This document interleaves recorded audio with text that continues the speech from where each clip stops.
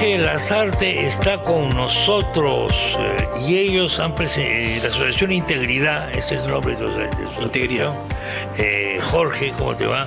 Han presentado una denuncia constitucional ante la subcomisión de acusación, subcomisión, ¿qué día? ¿Cómo se nota que es viernes? Subcomisión de acusaciones del Congreso, diciendo que el Ejecutivo ha transferido recursos a ministerios que no han pasado por el Legislativo. Cuéntanos esto, Chema, por favor. Cuéntanos Buenos esto. días. Mira, gracias por la invitación. Adelante. Efectivamente, Integridad es un movimiento ciudadano que tiene como propósito defender los derechos y libertades de los ciudadanos de todas las regiones del país. Y vemos con mucha preocupación estos hechos que han pasado, porque son sumamente graves. Son sumamente graves y pueden marcar un precedente nefasto para la política fiscal del país. Como tú sabes, los recursos del Estado, los recursos que maneja el Estado no produce bienes, no genera servicios, los damos los contribuyentes, claro, ¿no es cierto?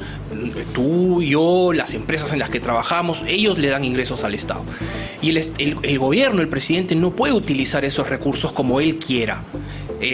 La Constitución dice que los recursos que tiene el Estado se distribuyen entre los ministerios, los gobiernos locales y regionales, de acuerdo a lo que aprueba la ley de presupuesto. Esa ley la aprueba el Congreso una vez al año, después de un debate consensuado con los ministros del Estado. Y una vez que está dada esa ley no se puede cambiar unilateralmente por el presidente. El presidente ya no puede cambiarla.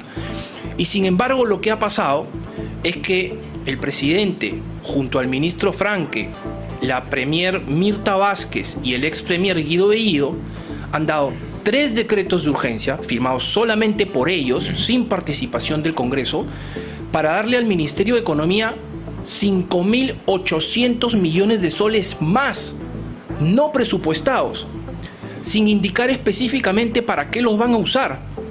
Y a partir de ahí, de ese exceso de fondos, sin haber pasado por el Congreso, han empezado a derivar fondos para que determinados gobiernos locales o gobiernos regionales puedan hacer obras, sí, claro, y para dar bonos a gente que no necesariamente es la gente más necesitada del país. Han empezado a darle bonos a trabajadores del sector privado que ganan hasta 2.000 soles. Esos son las personas más necesitadas del país.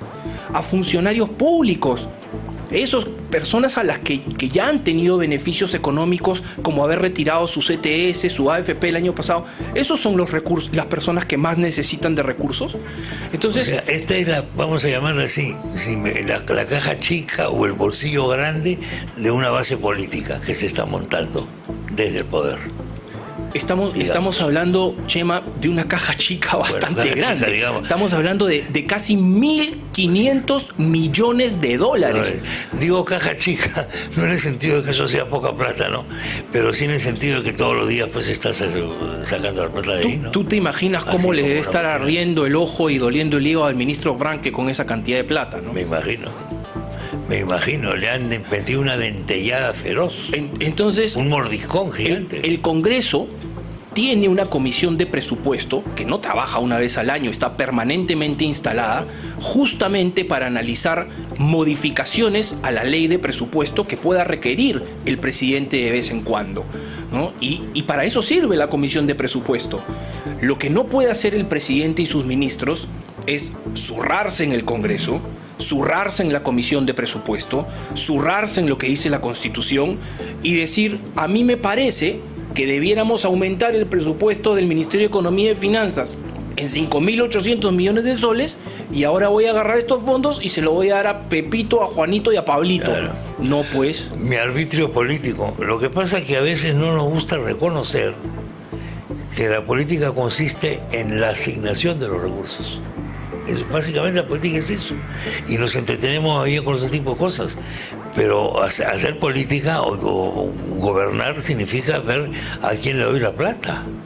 ¿Y a quién se la saco? ¿Y a quién se lo doy? Yo estoy de acuerdo contigo, ¿no? Chema, y creo que la buena política es asignar los recursos de manera consensuada y no arbitraria. La ley de presupuesto es el ejemplo más claro de cómo se equilibran los poderes del Estado. porque se trata de una norma que es producto de una propuesta del Ejecutivo pero que con tiene que un pasar debate del Legislativo y que termina con una aprobación producto de un consenso. Así es. No sirve de nada si al día siguiente el presidente y sus ministros dicen: creemos que es necesario tener más recursos, vamos a aumentarlos en 1.500 millones de dólares y vamos a asignarlos de esta manera distinta a la que nos aprobó el Congreso. ¿Cuál es el costo-beneficio de esa asignación? Yo creo que es sumamente alto, ¿no? Porque estamos hablando de recursos que son de todos los peruanos. Si el Congreso quiere regalar, si el presidente quiere regalar plata, porque eso es lo que es un bono es regalar plata, lo que nosotros como peruanos queremos es que ese regalo, no estamos diciendo que no lo den, hay gente que lo puede necesitar, pero que ese regalo se le dé a las personas que más lo necesitan, después de un debate en el Congreso. Sí, pero eso no nos gusta mucho el bono en el fondo es peligroso, porque si estamos bonificando a cada rato, vamos a tener un sector de la población que va a vivir esperando el bono, o sea, esperando el bono providencial, el maná del cielo, quiero decir, y divinizamos al presidente de la República. Lo convertimos en un dador, en un hombre que regala cosas. El Estado benefactor en el peor sentido de la palabra. Y eso es lo que está pasando. Sí. Me temo que vamos a seguir en esto. Sí, yo puedo entender que en determinadas circunstancias la gente, por ejemplo, en una circunstancia en que puede haber una pandemia, un desastre natural, o que está cerrado el mercado durante tanto tiempo, la gente puede necesitar una inyección de capital.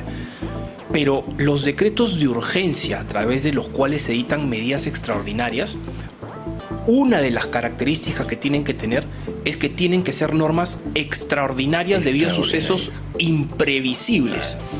La coyuntura en la que estamos ya no es extraordinaria ni imprevisible.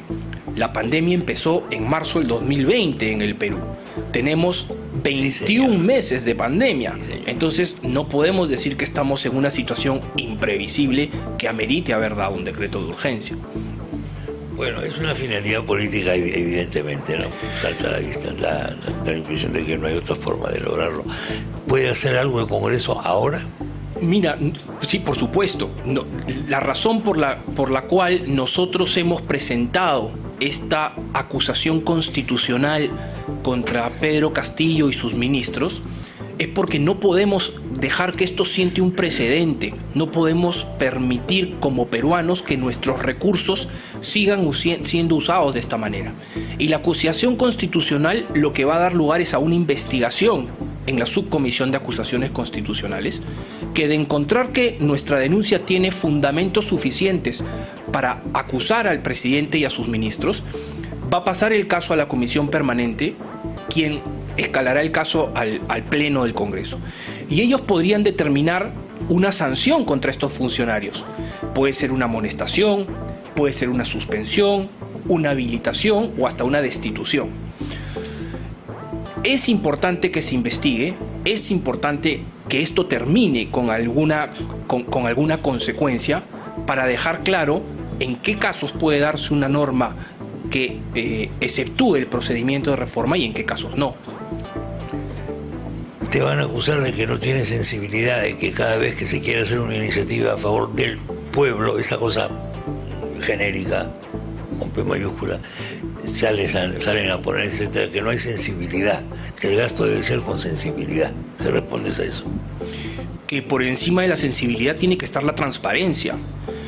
Los 5.800 millones de soles que se han transferido, no se dice para qué partidas específicas van a ser asignadas. No solamente se están dando bonos, se han dado fondos a obras de determinadas municipalidades distritales, de 40 en específico. Bueno. Esta es la base política para las elecciones que vienen. Pues. Pero fíjate lo grave de esto en un país donde la corrupción campea, ¿no? Eso es conocido, sabido. Tú tienes más de 1.800 municipalidades distritales y de repente el Poder Ejecutivo o el presidente dice: voy a darle plata a 40. Claro. Entonces, ¿Qué puedo pensar yo ante eso? Digo, en un país donde hay tanta corrupción, de repente pues hay algún acuerdo de algún alcalde o algún Político de todas gobernador maneras, eso sin duda. y dice, oye, mira, hagamos esta obra, Sí. y del monto que salga yo te doy el 10%. Y como el Claro, gobierno el famoso regional diezmo. no tiene plata, entonces va y le pide la plata al ejecutivo y le dice, Claro. oye, dame la plata a mí, yo contrato al contratista y el 10% Así no es. lo dividimos. Suena muy familiar. Suena familiar. Suena muy familiar. Entonces, después de ver las últimas licitaciones, por supuesto. Entonces, la historia es ojo, conocida. yo no digo que eso haya pasado, No, pero va a Pero- pasar, pero puede pasar, sin pero duda. piensa mal y acertar. La otra fórmula es la siguiente: son los primeros 40 que se portan bien. ¿Quieres recibir? Sí, pórtate bien. Viene la segunda lista de los 40, la segunda vacuna. Entonces, no es un tema de falta de sensibilidad, es un tema de transparencia al momento de asignar recursos y de que esa sensibilidad sea ejecutada y transmitida por los canales legales correspondientes. Lo que ha hecho el presidente Castillo y sus premiers es algo inconstitucional. Viola el artículo 80 de la Constitución de manera expresa. El artículo 80 dice: toda reforma a la ley de presupuesto, toda, tiene que pasar al Congreso de la República como si se aprobara una nueva ley. No dice que se pueda aprobar vía decretos de urgencia. Estos 3 decretos de urgencia no tienen precedente en la historia del Perú. Entonces es una barbaridad. Mentira, me equivoco. Hubo un decreto de urgencia en el marco de un fenómeno del Niño que se dio el mismo mes en el que estaban dándose las lluvias para poder costear las obras de reconstrucción de las variantes que se habían visto afectadas. Pero es el único caso en la historia. Acá hemos tenido 3 decretos de urgencia en un solo gobierno, en un solo mes. Es una barbaridad. Estamos en contacto, Jorge. Gracias por la visita. Muchas gracias, Y veremos Chema, y qué- gracias y por la veremos qué oportunidad. ocurre. Muy amable. Jorge Elazarte, representante de la Asociación Integridad. La verdad, ahora que él ha explicado lo que significa ese monto, yo sabía que había un monto, pero no sabía que era tan grande. Es un bolsón. Bueno, gracias, Jorge. Ha llegado el momento de